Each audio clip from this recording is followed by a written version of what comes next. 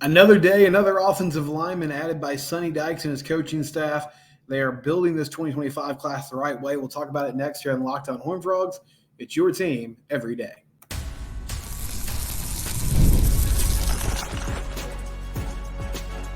You are Locked On Horned Frogs, your daily podcast on the TCU Horned Frogs. Part of the Locked On Podcast Network, your team every day. Locked On Horned Frogs, subscribe to the YouTube channel. You can also subscribe on your favorite podcast platform. I'm Steven Simcox, your host. We've talked a lot this offseason as TCU prepares to take the field in 2024 and 2025, hopefully in 2025, that a big key cog to this season will be offensive line play. As it always is in football, you win games in the trenches. That's the bottom line. The SEC, there's a mystique there. Some of it's true. Some of it's a little overblown. I think the depth of the conference is overblown to a certain extent. But one thing that is true, it's an extremely physical league. And the reason that there is staying power within those programs, whether it's Georgia, Alabama, LSU has done it at times, Ole Miss trying to build towards this. While Nick Saban later on in his career did sort of pivot to putting more of an emphasis and a focus on elite QB play, big-time wide receivers, NFL players at all positions, the main difference in my mind between that league and the rest of the country is the hog mollies up front on the O-line, the game wreckers on the defensive line that cause havoc on a weekly basis. And if you're going to have a good team that is consistently in the hunt year in and year out, that's what you have to strive for. I've been really impressed over the past few seasons at how Sonny Dykes has made building on both sides of the interior, the offensive defensive line, a priority. In 2024, that recruiting class, they focused heavily on offensive line play. 2023 was more D-line play. And in 2025, up to a couple of days ago, they didn't actually have any offensive line commitments, but they landed a four-star player in Logan Schramm, who's playing tackle for Bernie right now, but could transition to an interior offensive line role when he makes it to campus. And today, somewhat surprising news to me because I hadn't heard his name thrown around a lot in TCU discussions, Witten Van Hoy committed to the Frogs. Witten is a three-star prospect. He is also a tackle. And I think Van Hoy will project at the next level as a tackle as well. Some position flex potentially with Logan Schramm, but this looks like your prototypical offensive tackle. And the first reason I say that is because the size and the frame is something that you can't teach. Stands at 6'7", 305 pounds. So great height at 6'7", and sounds like he has, a good frame on him that you can build on moving forward. 6'7", 305 is really good, though. I mean, that sounds like someone who's ready to play almost immediately at the next level. His offer list currently includes Baylor, Colorado, Houston, Central Arkansas, and notably Texas Tech as well. Texas Tech was in the mix for Logan Schramm. He was down to Texas Tech, TCU, and Arkansas. It appears they have taken another potential target off the board from the Red Raiders by landing Witten Van Hoy. He was supposed to take an official visit to Tech this upcoming weekend. And I said yesterday, I think this is another good commitment for a number of reasons, but one of those being when we're talking about how do you measure success on the recruiting front in the new look of Big 12, it can be a tough thing to gauge because the conference is so spread out now. But Texas Tech, I think locally, is a good team to compare yourself to because from a funding standpoint, it feels like they have staying power. Also, Joey McGuire, with his roots in Texas high school football, has great relationships there. They're trying to kind of hang their hat on that side of program building by recruiting high school talent. And then Colorado, sort of in a different mold because Deion Sanders is primarily trying to get a roster together for the transfer portal. But the cachet and the hype that primetime brings is second to none. And so anytime you're able to land somebody who has interest from Colorado, I think that's a big win as well. Watching the tape of Witten Van Hoy, who plays in Benton, Louisiana, he looks the part. Really good road grader type of offensive lineman in the run game. That's where he looked most comfortable to me, when he was just getting downhill, firing out of the stance, and driving people off the ball. He would frequently drive people, almost out of the frame, land on top of them at the end of it, make sure they understood that they were getting punished and they were going to like it. And he had that kind of intensity, nastiness that you want from an offensive lineman, that mental ability to say, hey, I'm going to try to destroy the person in front of me. Pass protection wise, I thought the pass sets were a little unorthodox at times. There were plays where it looks like he was just kind of standing straight up and wasn't in a great leverage position against the defender that was coming towards him. But he's so tall that it's really tough to run around him, and he used his size to his advantage. But it felt like he was at his best when he was moving forward, firing off the ball. They got him on the edge in some screen action at times, like throwing it out to wide receivers on the boundary, and he was able to get to the outside and take on smaller defenders and block them out of the picture. And there were even some kind of, RPO type of passes that they were throwing where he was still in pass protection, but he was able to kind of fire out of his stance and get his momentum going. And that seemed to be a really helpful thing for him, whether it was in the run game or in pass protection. So TCU continuing to try to make this happen with the 2025 class, as there's just a lot of energy behind recruiting right now.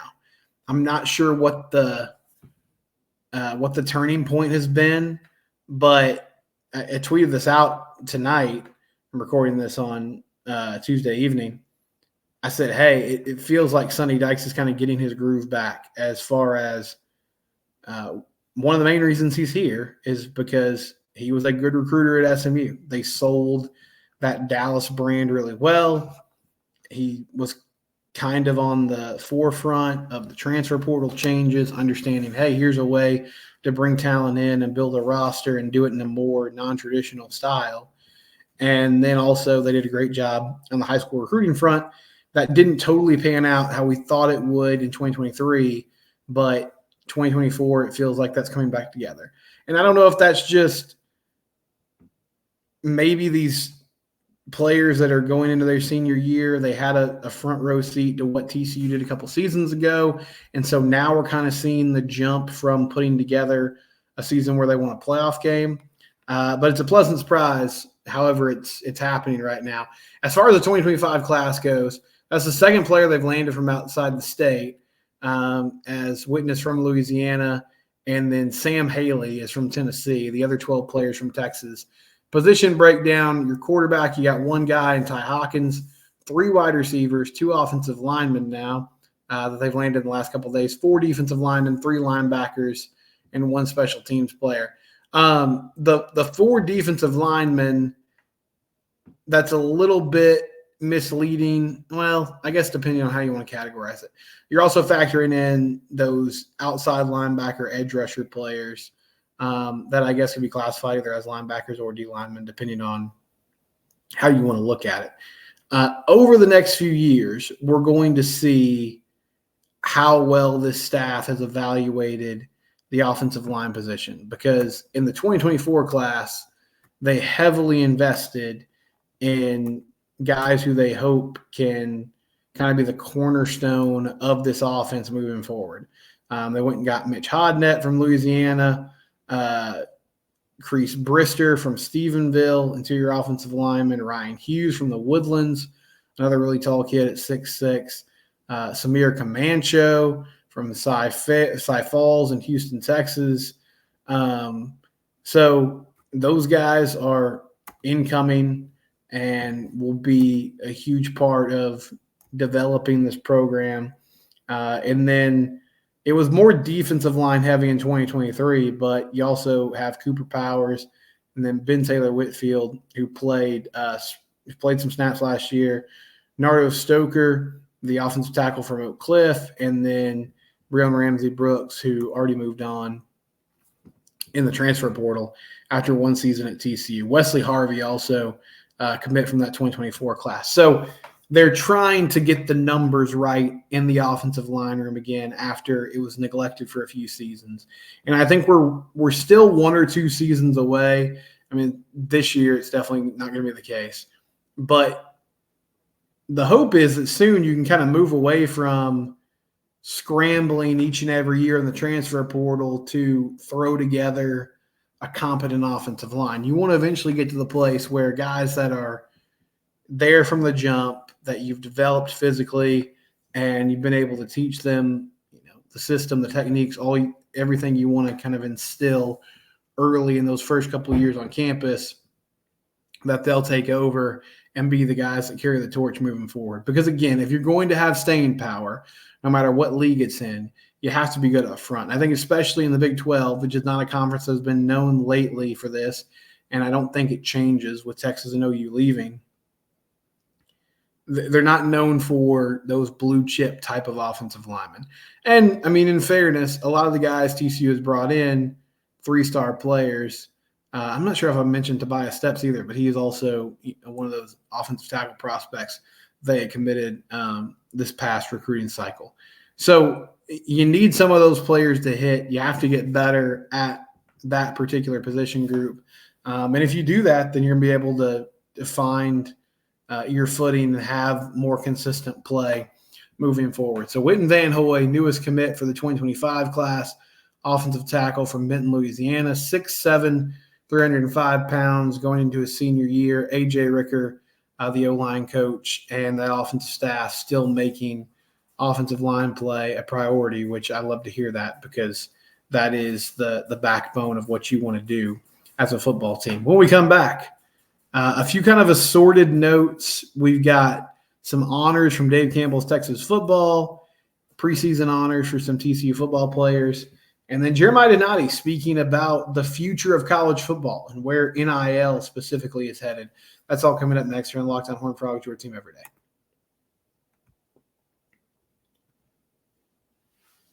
One of the big hurdles as far as whether it's going to, a sporting event or going to see a theater production, a comedy show, a concert, you have to find tickets. And that can be a tough thing to do because there's so many options now out there. And you have to think, okay, am I getting the best deal? Gametime is the place to go. Download the Gametime app today. The reason that I love Gametime, they just make it simple. It's very upfront. It's very matter of fact. You go to the app, you find the tickets you want. They'll show you a picture of what your view is going to look like from that seat. So you know exactly like, okay, I'm going to be right here. I can see the stage. I can see the field, whatever the case is. You can have that peace of mind. The tickets are delivered directly to your phone. You don't have to say, oh, man, do I have to go to my email? Do I have to search my wallet? Whatever the case is. You just go straight to your phone. You can get it right there in your account. Last-minute flash sales that make it super easy to find reasonable tickets even the day of the event, even a couple hours before the event, and no hidden fees. I mean, there's fees involved, but they tell you what the fees are going to be when you make your selection. So you're not just caught off guard. You don't go to the checkout and suddenly they've added $30. That's not the case with Gametime. Download the Gametime app today. Use their service to find tickets to your next event. Gametime, proud sponsor of the Locked On Network. Well, it's about that time of year. I mean, if you are a Texas native or you know the state well, you understand that Dave Campbell's Texas football is kind of the unofficial kickoff for football season. When that magazine comes out with all the previews, all the high school teams, it's about time to get going. And so those magazines will be hitting newsstands soon. I saw that they released their all-Texas college team, and a couple of Horned Frogs were featured. Nnamdi Obizoor, linebacker, Drake Dabney, tight end, Savion Williams, wide receiver, Bless Harris at tackle, and Avery Helm at corner. So a couple intriguing things here. One is you got 2 transfers there, or two transfers from this upcoming season, in Drake Dabney and Bless Harris. I did a show recently where I said Drake Dabney, I think, could be an X factor within this offensive system. We saw Jared Wiley be involved in the passing game last year. I still thought they kind of left some meat on the bone as far as not getting him enough targets, not giving him enough opportunities to move the chains. But he was a really good red zone threat for a couple of years for TCU. Dabney has similar production numbers. Did some really good things at Baylor. And so I think he's going to be able to come in and adjust this offense really well and be a weapon for Josh Hoover when the season starts. Bless Harris, I like that pick. I think with Bless, again, it just kind of all comes down to health. When he was healthy at Florida State, he was super effective.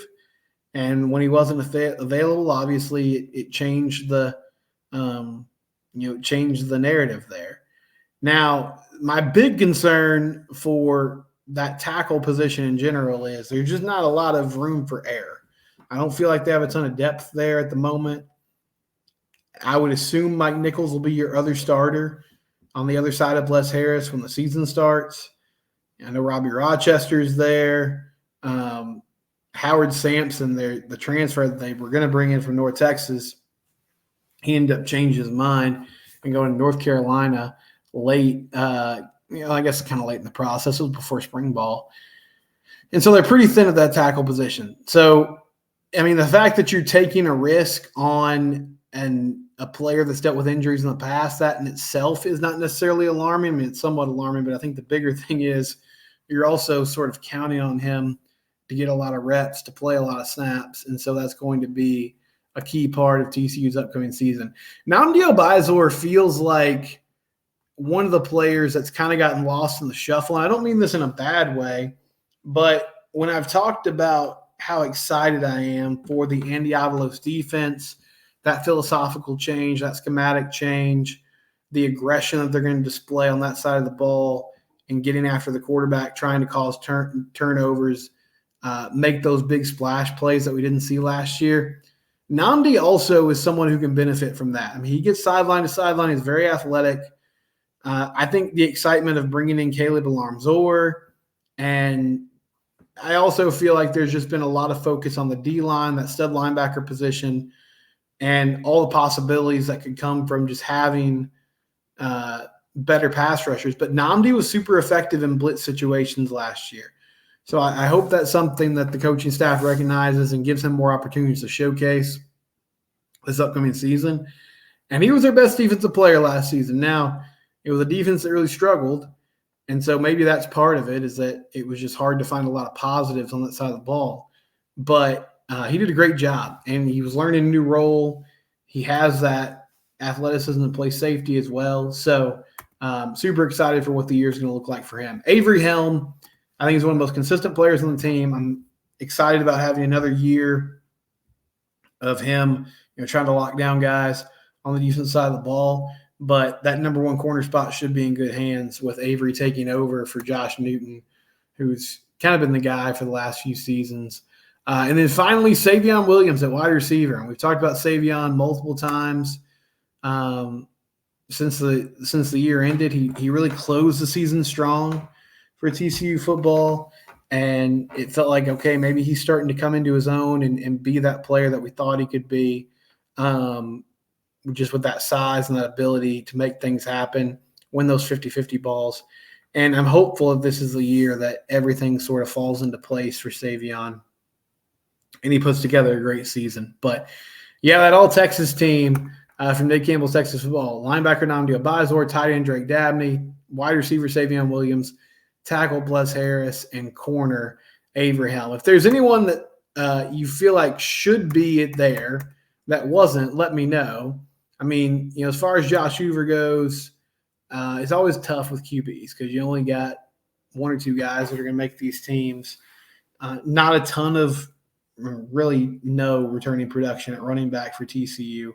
So yeah, there's some question marks for sure, but I think overall they've done a really good job of building this roster and putting guys who can be competitive at every position on the roster this upcoming season. When we come back, we'll wrap things up, get some audience reaction, and preview tomorrow's show. That's all coming up on Locked On Horned Frogs. It's your team.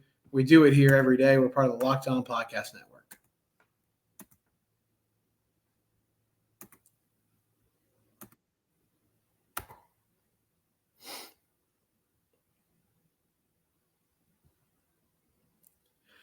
Locked On Horned Frogs, your team every day, closing up shop here on a Wednesday.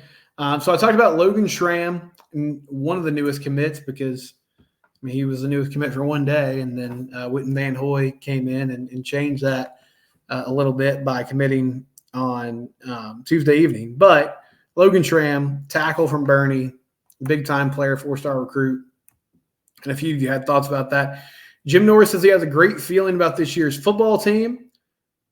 Furthermore, that feeling gets stronger and stronger as time goes by. Well, I love the optimism, man. I mean, that's great. I also feel good about this team. I think they're going to bounce back. Now, I wouldn't currently put them – I think they could be Big 12 title contenders if things break the right way and if some unexpected things happen and they're better at QB and better on the O-line and the defense steps up in an even bigger way than we can anticipate right now.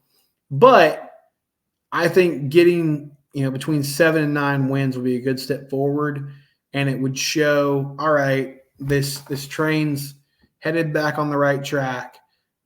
They learned lessons from the botched campaign last season, and they're ready to hit the ground running and get back to winning football again. And so that's kind of the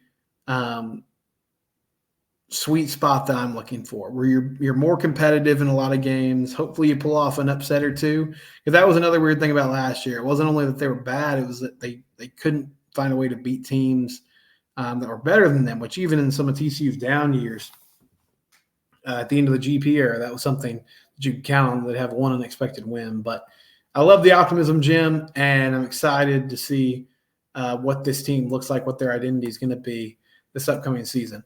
Justin says, Sonny is showing us why he was hired. I remember feeling like SMU was keeping up with us from a recruiting standpoint while he was there. Yeah, I think that energy is back again, and they've found a good mix of with the defense. You got new scheme.